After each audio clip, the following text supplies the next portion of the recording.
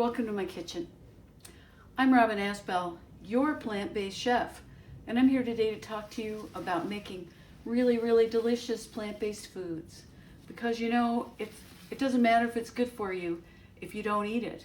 And when you come here, it's all about the flavor, baby. So I'm going to ask you, person to person, do you eat enough leafy greens? What is enough, eh? So chances are you're going to say probably not, because hey, you know, you put a few leaves of lettuce on a sandwich, you throw in a little side salad here and there, and you get to the end of the day and you really kind of, you aren't really sure how many greens you actually ate today. So I'm going to show you how to make one batch of soup, which you can serve it all for one meal, or you can put it away and eat it all week long. And it's just this really delicious way to eat a whole bunch of greens, and it's just this pure, delicious plant flavor. To get started, I'm going to put some onions in some olive oil and get those sauteing. Now, this is a critical stage of the recipe. We're going to try and get these guys a bunch of time. So I've just got one large onion, a little over a tablespoon of olive oil, roughly, and just get those sauteing because they're going to add so much. So I'll let that get warmed up, and while that's going, I'm going to strip this kale. So sometimes people take a really long time and fool around with their kale in ways that are unnecessary. So here's the fast way to do it. Just grab it, authoritatively rip it off, and there we have it. Leaf and stem have been separated.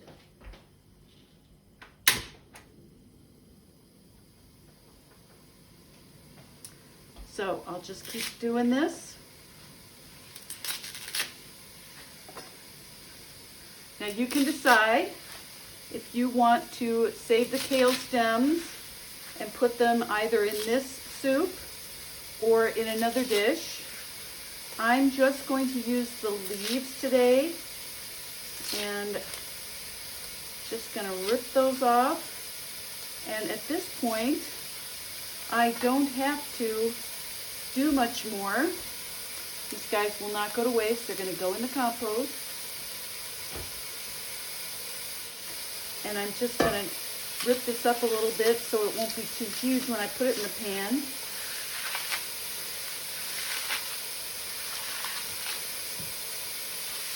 Look at all that green goodness.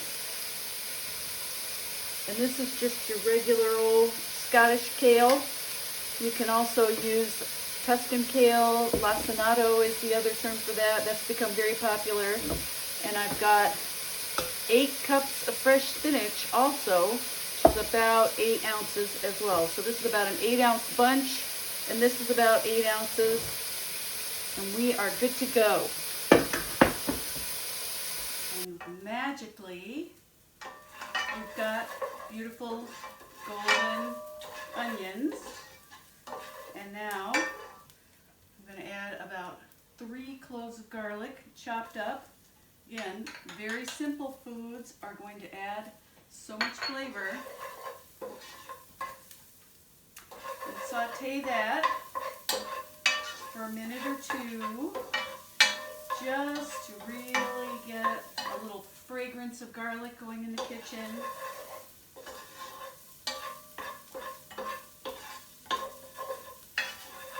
Oh yes, I wish we had smell-o-vision.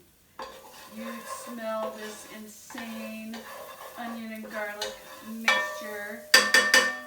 So I've got that, and now I'm going to put in 1 cup of chopped white sweet potato, which is what I like to use because the people that I cook for, the kind of people that I write for, want to eat a sweet potato instead of a regular potato because it's got more fiber, it's a little bit more nutrient dense, but you could also use a beautiful Yukon Gold potato. I love potatoes as well. So I'm putting in my chopped potato. That's going to be a thickener. And then I'm putting in a couple of cups of vegetable stock,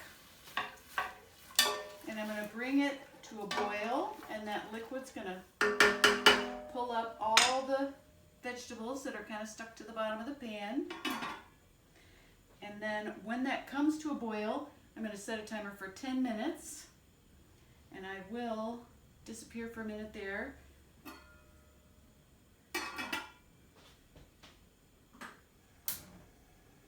And so while that is cooking, I'll put it over onto this burner so I can start work on the garnish. So I love a soup with a good garnish, and I used to cook at a restaurant where one of the big things that I did was make soup, and every single soup had to have a garnish. It was a whole method, because people had to know that they had to have the soup and they had to have the garnish. So we were continually going round and round about it. So I've just got a little, it's actually a crepe pan, and I'm just going to toast these almonds over heat, and that's it. You're just going to give them a little swirl. Oh. And then I will just move them into, here, I'll put them all in there. This is a little more than you need for this dish. But you do just want to get a lovely golden color on them. So I'm just getting these guys a little toasted. Oh yeah, there we go. We're getting a little golden, a little brown. And I will just transfer them to a bowl. And you want to be patient. Just get a little toast on them. So into the bowl they go. And we will be back. And we're back. I'm going to show you this beautiful, beautiful simmering soup. And I just cooked it until the potatoes are tender when pierced with a paring knife. And then I'm going to do this in stages. So I've got my kale. I'm just putting that in there. And I'm going to stir. And I'm going to cover the pot. See, it seems like there's not nearly enough. But you'll see. So I'm going to cover the pot and give it 3 minutes. 3 minutes. Off comes the lid. Just going to give it a stir. And then I'm going to somehow pack all of this spinach into the pot too.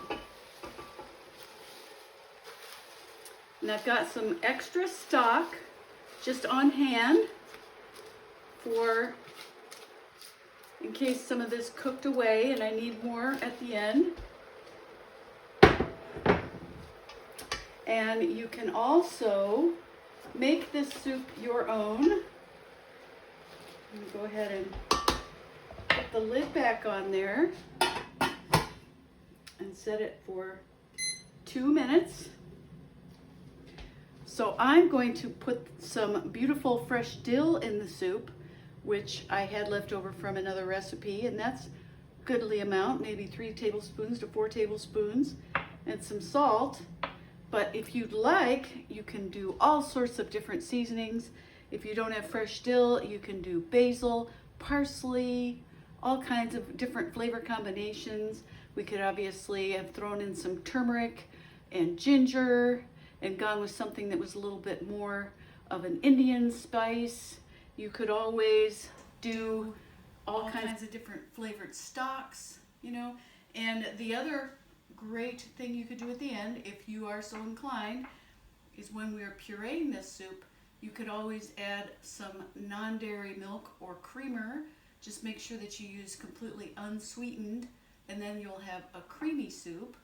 But I personally just am going to leave this creamy free. I'm just going to make a puree of it. 2 minutes. My spinach is cooked. I'm going to uncover it again. Look at all that.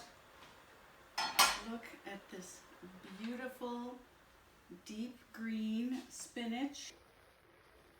And I'm just going to take it off the heat so we can get a nice look at it. Look at that. And there's still some loose stock down in there. So I'm going to put the blender. I'm going to move the blender because it's easier to load the blender if you put it on the counter. So I'll go ahead and put in maybe a teaspoon of salt and start moving this to the blender. I've got my Vitamix. You could also use a food processor, which I would just recommend when you're doing this in a food processor, that you scoop the solids into the food processor and leave the liquids behind so that you can get a really nice puree. I'm going to move this over, put the blender right on there, and you're going to enjoy the sound.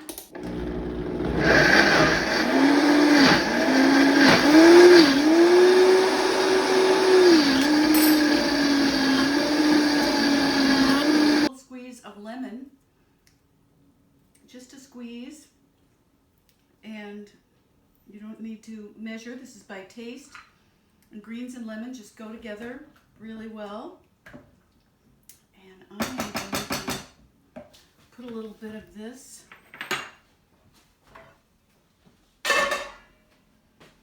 in a bowl. Look at that creamy green soup.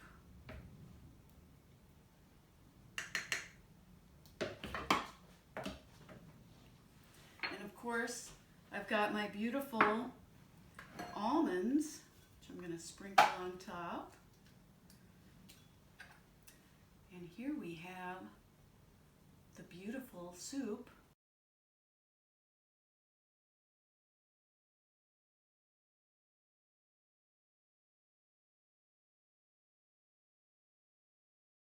And now I've just got to taste this soup with these little bit of crunchy almonds on top. It's so flavorful with such a few simple ingredients. Just onions, garlic, a massive amount of greens.